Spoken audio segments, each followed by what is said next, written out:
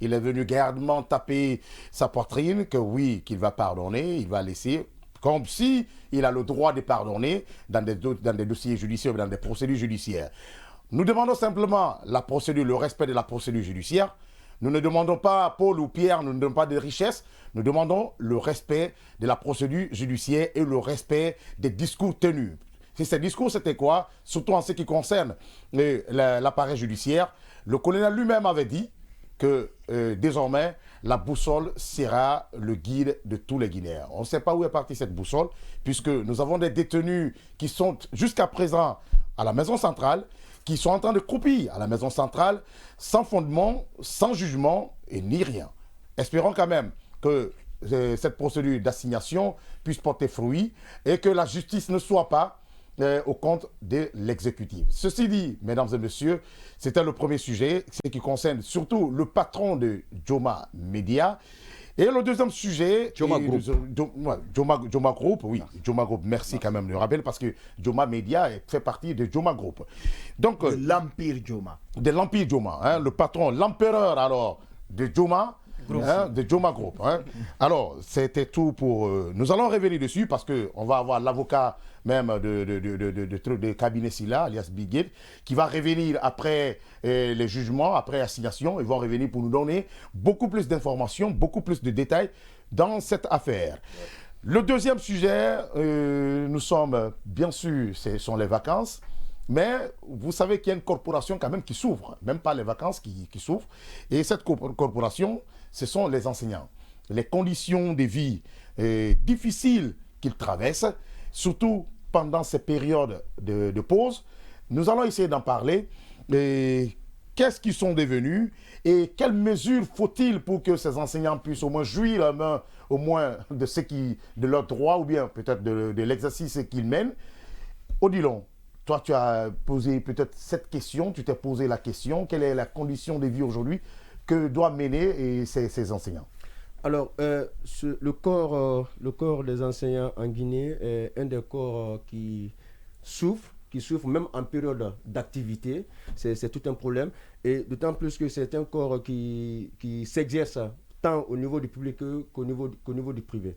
Alors, pour ceux qui sont du public, on peut bien comprendre parce que quand tu es fonctionnaire, par exemple, je ne parle pas des contractuels, on sait un peu quelles sont les conditions de vie des contractuels. Mais je vais m'appesantir sur le cas des fonctionnaires.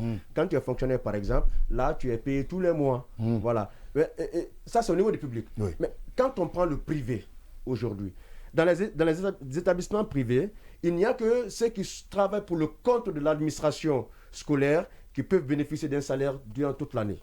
Okay. Mais les vacataires, par exemple, les vacataires, eux, ils sont payés à la tâche.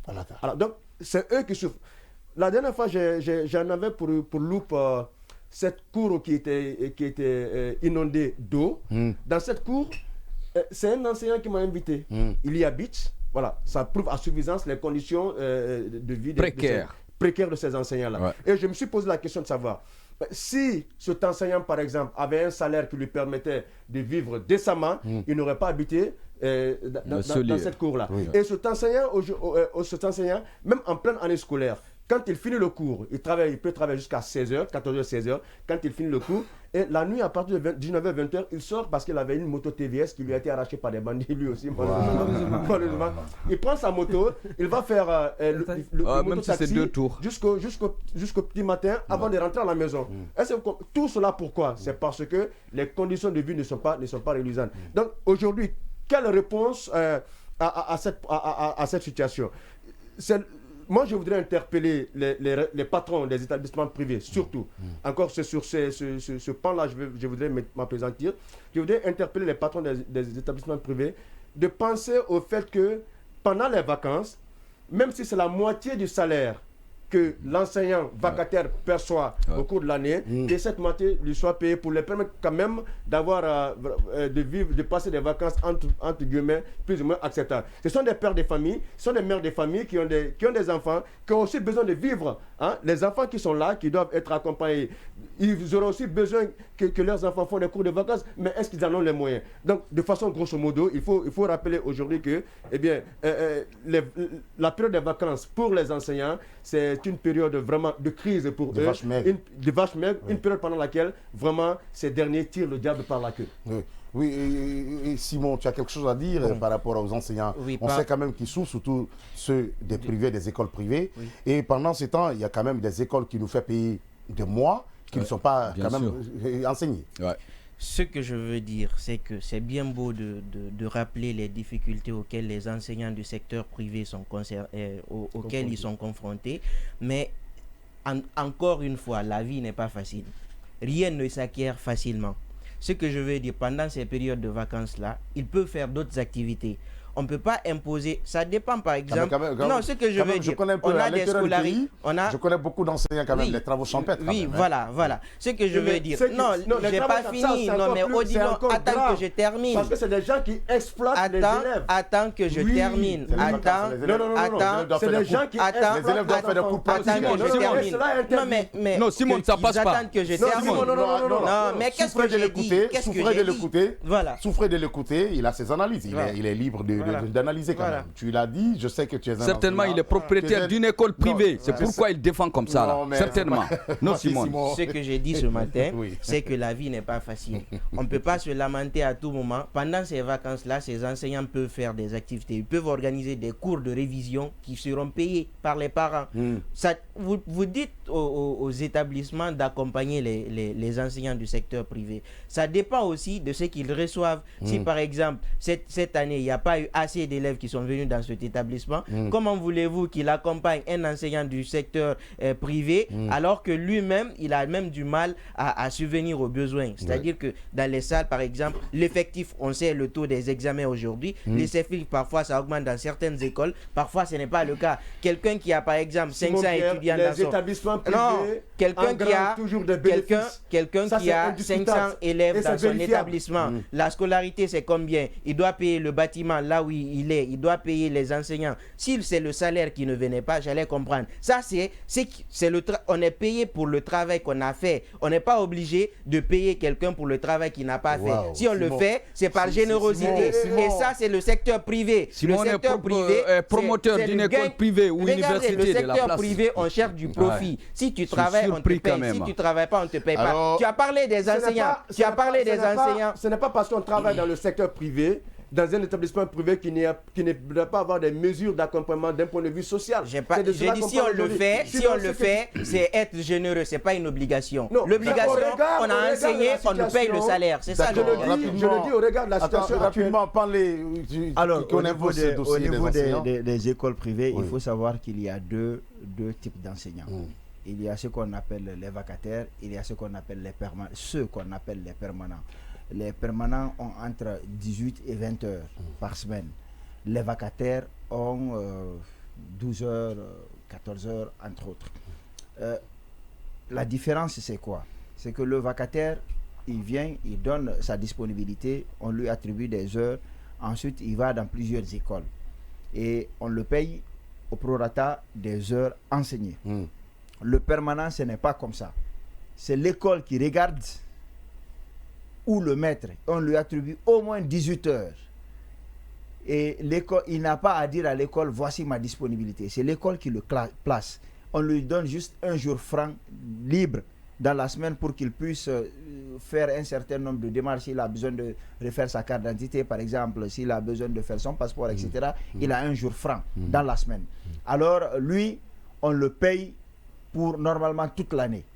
Toute l'année parce qu'il est disponible H24 normalement pour l'école. Même quand il n'a pas cours, on peut l'appeler pour dire viens, il y a un professeur qui manque, tu vas combler ce vide-là.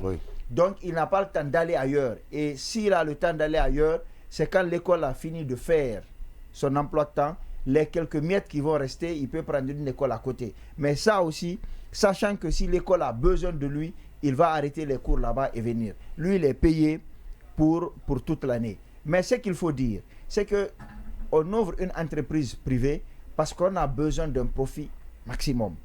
Et le profit, c'est que les gens travaillent, on les paye. Ça passe pas. Oui, Non, les. toi aussi. C'est pas obligatoire que ça passe. Les Arrêtez. Il y a un problème que vous ignorez. Les parents d'élèves. Il y a un problème. On va l'écouter quand même. C'est la loi de la plus-value qui a C'est compliqué. Non, attendez, c'est pas lié à la parole. Les deux, en fait, à écouter les deux là, on dirait qu'ils sont. Voilà. C'est des promoteurs. Vous de les écouter. Ce qui est dur, c'est que quand quelqu'un donne une opinion différente de la vôtre, vous le caricaturez. Il crie même, il crie. Vous le caricaturez. Moi, je suis en train d'expliquer une situation qui est claire. Les parents d'élèves payent pour l'année scolaire et les enseignants doivent être payés toute l'année scolaire. Sauf que les parents d'élèves ne payent pas pendant les vacances. Voilà. Il n'y a pas de cours pendant les vacances. Précision. C'est qu'il ne faut pas oublier cet aspect-là. Et quand il y a des cours de révision, il y a des cours de vacances. Les enseignants qui font ces cours de vacances-là sont payés. Voilà. C'est qu'il faut, le combat qu'il faut mener, c'est de changer complètement la donne. La première chose, c'est de s'arranger à ce que, parce que la locomotive, c'est l'État, de s'arranger à ce que le salaire des enseignants au public soit revu nettement à la hausse. Vous verrez que automatiquement, le salaire des écoles, des enseignants dans les privés, ça va suivre. On connaît, il y a des écoles privées ici qui payent 9 000 francs à l'heure. Ça dépend des localités. Ce n'est pas complètement faux. Ça dépend aussi. Ce n'est pas complètement faux, mais ça a progressé. Ça a progressé. Ouais. Aujourd'hui, il y a des écoles qui sont autour de 17, 18, 19 000. Il y a même 20 000. 30 000, c'est à l'université. Non, il y a des écoles privées. C'est vraiment rare ici. Oui, je sais. C'est vraiment très rare. C'est de l'exploitation. C'est rare ici. Mais ce que je veux dire, c'est qu'aujourd'hui, il faut savoir aussi que quand il y a un certain nombre de choses, les écoles privées ne sont pas associées.